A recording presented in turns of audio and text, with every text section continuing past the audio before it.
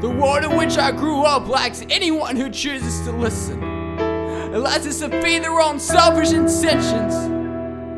Cause even if I mention this could allow their soul to be saved, they take their chisels, jackhammers, shovels, and saws, pulverizing the ground before me, making sure the road is never clearly paved. But it can't stop me, because I was raised to never fear, and to keep on writing and writing, never ending with sincere but love, because that was the only thing keeping us all here.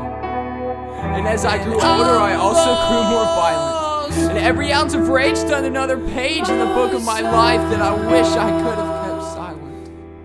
And as I wielded my trident, I had no desire to rule the sea, but to be the god of myself and the ruler of me. Myself. And I began to write an army of songs, often destroying dozens of hearts every time mine contracted another wrong. I would push pencil to paper until my knuckles were bleeding. I held the driving force of 1,000 men whose goal was nothing short of succeeding. Pensive thinking rocked my boat as I began to ponder what's the point of staying afloat. After all, I would drown one day into the depths of the earth, hoping, wishing, and fervently praying someone would remember me from birth. In the days of innocence where vicious animals were soft and stuffed. A time when I could scrape my knee in the yard and think that that was rough. But those days were far behind my ship, cause I had reached the point where every sail had either become tattered or completely ripped. And I knew that I needed something or someone, so I ran until I found rest in the barrel of her loaded gun. And she was 2 years younger with long brown hair, and the smile sewn upon her lips was nothing short of the devil's snare.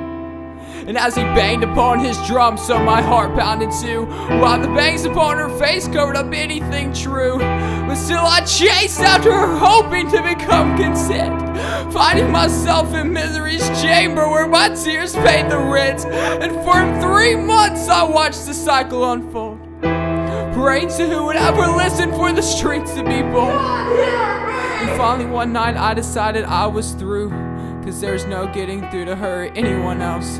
I was on my own, left once again to dread the thought of myself. Until one night when that temper flared, exhausting my last bit of love, a match burned within my heart and my soul. It was finally enough. And little did I know what it was, but I welcomed his presence with open arms, hearing the sound of someone screaming, "Wake up!" But it wasn't my alarm. And to my alarm, suddenly everything changed. I could feel the demons being purged from my soul as they were called by name. Pride, greed, lust, disobedience, and defiance. These were just a few of them in which I had formed an ungodly alliance. Just a few moments later, I felt the sense of freedom, even though my lights were dim. Cause I had not only heard God, but the first time I had witnessed Him. To this day I still seek to rediscover that feeling, so powerful that it can bend the unwilling, shaping them and molding them like clay in the hands of a potter. Cause after that night I was never the same, and I will never again be the same.